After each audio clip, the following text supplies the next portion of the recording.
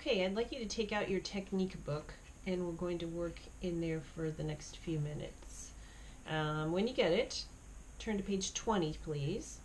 And this is some extra work we can do to help you with the octaves. And I know that's the part that you didn't remember to practice as much. So I'm hoping that this video will remind you, and I think we worked on putting a reminder somewhere, that you're going to go ahead and work on those octave exercises that are on the left-hand page, and then that little minuet that we reviewed again that has the octaves in the left hand. But what I'd like you to do on page 20 is notice, I like this first of all because we're having a review of playing in D major. D major, the scale with 2 sharps. We did that near the end of your last book, and it hasn't, since we've been working on those minor scales, we haven't touched on D major for a while, so this is a good refresher, and you might want to play the scale before you do this exercise. And you're going to notice that it's, the octaves are switching. The first one is called left hand bounce, and so you're going to be, and you're just bouncing up the scale. But remember, we want to have this kind of action to using the rotation so that we're not spreading our fingers out and playing like this, and then what we have is a lot of tension here that could end up causing an injury, which we definitely don't want that. So what we're trying to do now that we're learning intervals is either, you know, how we taught in that one, you're playing the interval but relaxing, play and relax, and in this case we want to do this bouncing motion with the staccato so that we again play without tension. I'm going over my half steps now, I wasn't playing in D major. So what I'd like you to do first of all is practice. Like, you're going to push pause and you're going to practice playing those octaves up the scale, remembering that in the key of D major you have 2 sharps, so make sure you're playing C sharp and F sharp. And then what I'd like to do is after you practice it in each hand, then push play again, and I'm going to play those chords, and I want you to try to play along just the octave part. You're not going to have trouble adding the chords, but I want you focusing on that technique that you need to do to play the octaves with ease, hopefully. If you need to do the little hand toss, you know how it says at the top of the page, go back to page 3 where it has the technique secret and work on that hand toss, which I don't know if we maybe haven't done that yet. It's been back and forth. But oh, there goes Ted. You open your hand for extensions, and so that little exercise there.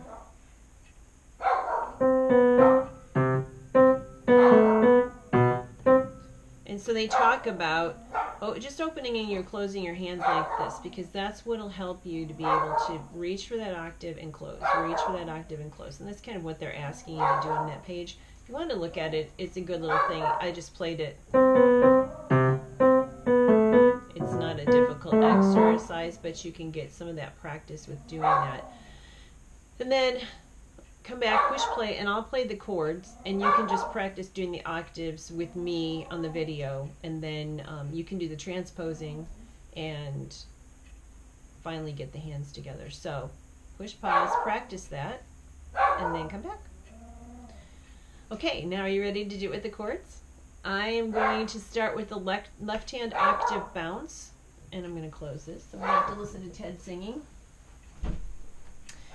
We're going to go about 1, 2, 3, 4. I think that's a decent tempo. That's not up to tempo. You hopefully, when you're playing this for me next time I see you, that you'll be able to do it a little more quickly, like that.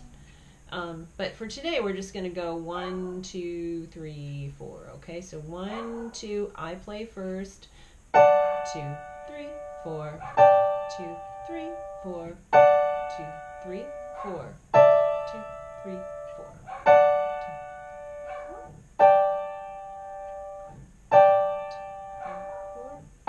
And hold. Very good. And you can see how that's not going to be too difficult to transpose to C. Notice that sometimes you have, remember back to the Lost Penny song? That is a 1 chord that has a 4 added instead of the 3rd. And that we're still not at a dominant chord.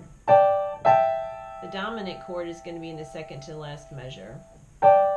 So they've tried to make it sound interesting with just using some of those one chords that you add a fourth or a second in that one case.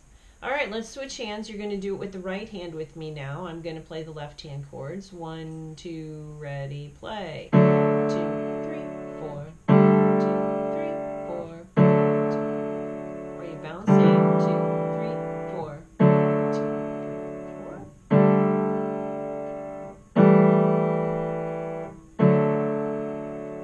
Good. And then you're going to want to transpose that one to G major.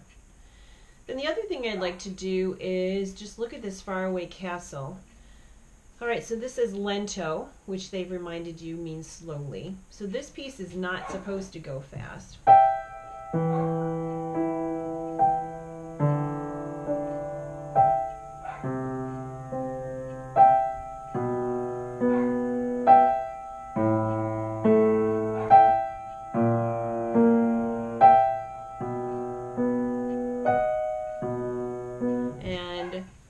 So this is not something hard to get together, but what you're going to notice is to listen with the pedaling to make sure that you're not carrying any of the sound over. So you're wanting to play those dotted quarter notes cleanly.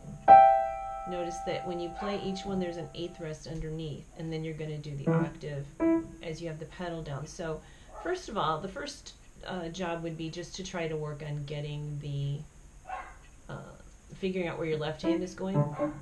And I don't know if you noticed, I was stepping down. This is your melody.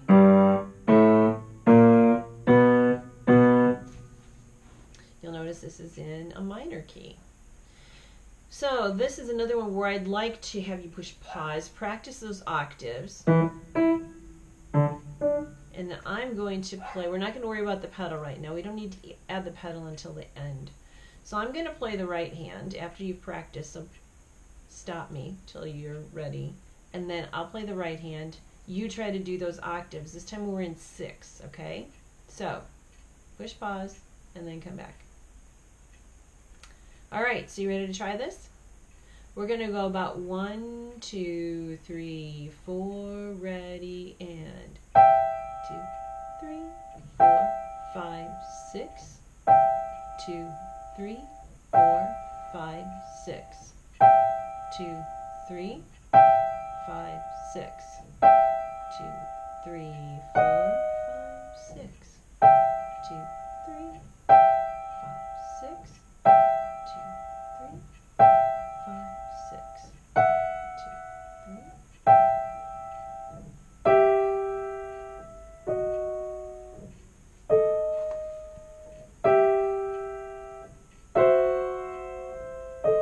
And repeat softly.